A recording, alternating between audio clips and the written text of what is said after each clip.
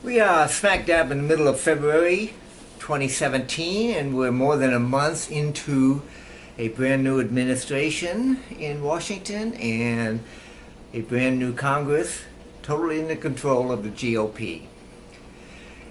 If you supported and voted for Donald Trump, and if you supported and voted for the GOP to help give them full control of both houses in Congress, or if you didn't vote at all, or if you voted third party, all of you share in the responsibility for what has happened in the 2016 election, what's happening now, and what's going to happen in the future.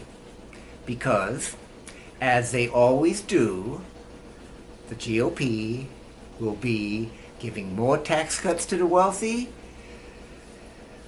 cutting funding for social programs, deregulating Wall Street, deregulating business, fighting and against any minimum wage increases, and all of that stuff that they always do.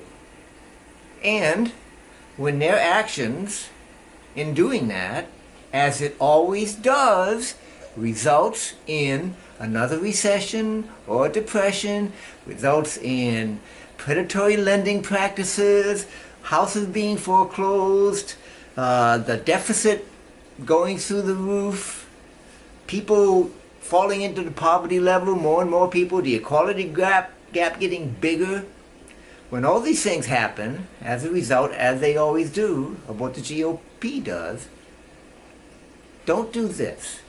As you always do, when the GOP, as they always do, starts blaming the situation on the previous administration, or the immigrants, or the gays, or liberals, or whatever, except themselves, as you always do, don't believe it. Because you always believe that. Why? I have no idea. Doesn't make sense. Doesn't fit with the facts. All you have to do is look at history. Look at the history of the economy and the history of deregulation and tax cuts for the wealthy. It happens every time. The Republicans get control of Congress.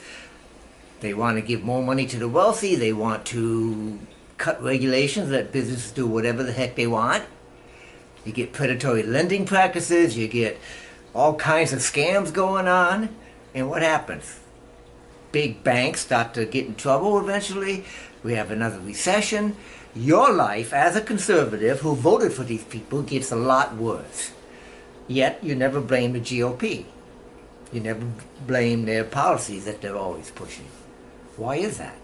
How many times do you have to stick your hand into the flame and burn the hell out of the skin all over your hand before you stop doing it?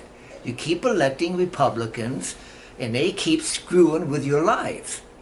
It's not the immigrants. It's not enough money for the wealthy. It's not too much regulation. Those all have the opposite effect of what they tell you. Why do you believe this? For years and years, as a logical, analytical person, I've been just flabbergasted by what the conservatives I talk to believe. Why they keep doing this. I don't understand it. I know that all the time what I've been saying is, well, forgive them for they know not what they do. But I'm sorry. The suffering, the damage, the destruction, the death, the results of your ignorance is just too serious. I can no longer give you a free pass.